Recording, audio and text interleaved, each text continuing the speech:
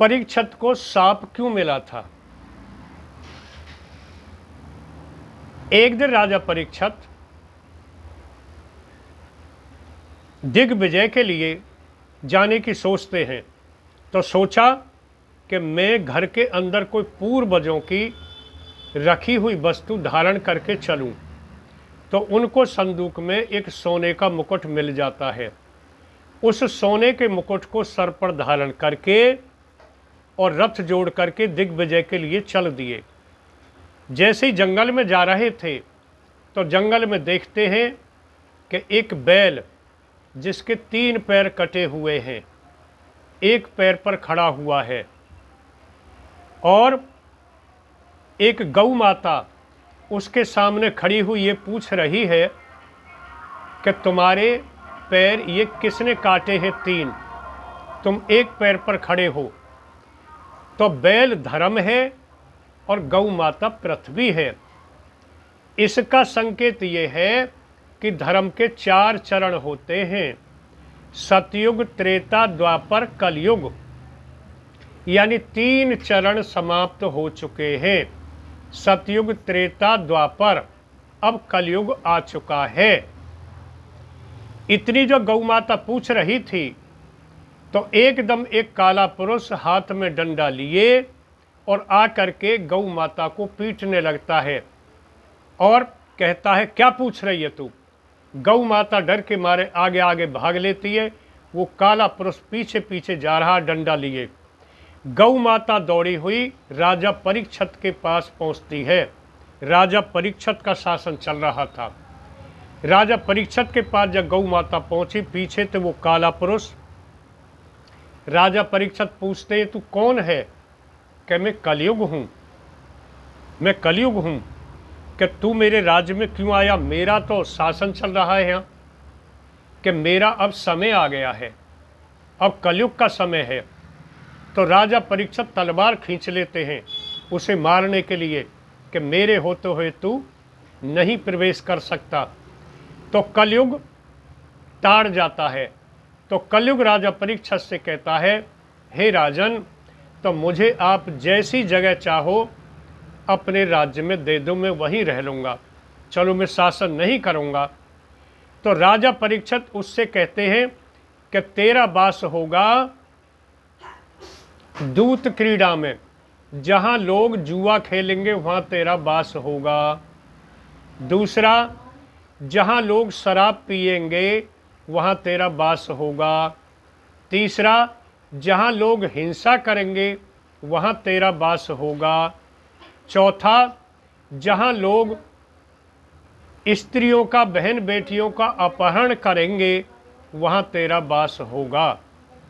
तो कलयुग बोला, हे राजन, तुमने तो चारों के चारों ऐसे छांट करके निम्न श्रेणी के दे दिए, कोई एक आध अच्छा सा भी दे दो।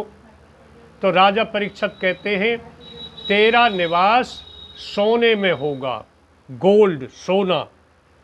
जब ये बात सुनी तो कलयुग ताड़ गया कि राजा परीक्षित के सिर के ऊपर सोने का मुकुट है और अब तेरा सोने में निवास हो गया, तो तू इस राजा के सिर पर सवार हो गया। ऐसा कहकर के राजा परीक्षित उसे स्थान दे करके और अपने रथ को लेकर के आगे बढ़ जाते हैं। तो राजा परीक्षित को इतनी प्यास लगती है कि बेचैन हो जाते हैं। तो राजा परीक्षित बेचैन होकर के एक समीक ऋषि के आश्रम पर पहुँचे। समीक ऋषि आंख बंद किए हुए पूजा कर रहे थे। तो राजा परीक्षित ने मांगा पानी, लेकिन समीक ऋषि पूजा करते रहे, पानी नहीं दिया। लेकिन राजा ने अपना अपमान समझा परीक्षित ने, तो एक मरा हुआ सांप लेकर के समीक ऋषि के गले में डाल दिया और चले गए।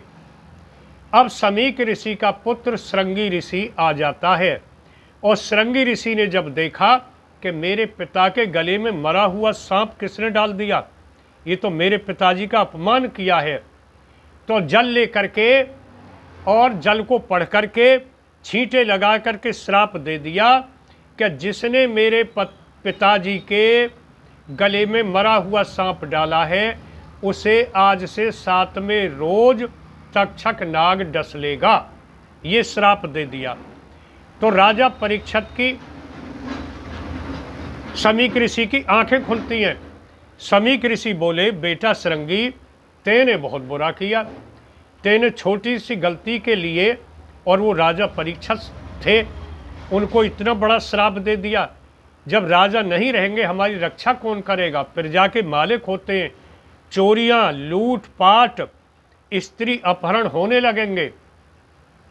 तू ऐसे कर, राजा परीक्षित के घर जा और राजा परीक्षित से जाकर के कहे कि वो अपना कोई उपाय सोचें। तो श्रृंगी ऋषि राजा परीक्षित के घर पहुंचते हैं और राजा परीक्षित भी लौट करके तभी आए थे। और जैसे राजा परीक्षित ने आकर के अपने महल में सर से मुकुट उतारा था तो बुद्धि सही काम करने लगी थी और वो प्रायश्चित कर रहे थे। आज तेने बहुत बुरा किया, एक ऋषि का तेरे द्वारा अपमान हो गया। ये प्रायश्चित कर ही रहे थे, श्रृंगी ऋषि पहुंच गए। श्रृंगी ऋषि ने कहा, हे राजन, मैं तुम्हारे पास इसलिए आया हूँ, तुमने मेरे पिताजी का अपमान किया है और तुमको साथ में रोज तक्षक नाग डस लेगा। तुम अपना कोई उपाय करो। तो राजा परीक्षित अपने पुत्र जन्मेजय को राज सौंप करके और ऋषि मुनियों के पास, जहाँ 88,000 ऋषि गंगा के किनारे तपस्या करते हैं, उनके पास पहुँच जाते हैं कोई उपाय पूछने के लिए। और वहाँ सुखदेव जी से भेंट होती है। तो सुखदेव जी कहते हैं, इस पृथ्वी पर केवल भागवत कथा ही एक ऐसा शास्त्र है जो तुम्हारी सदगति कर सकती है।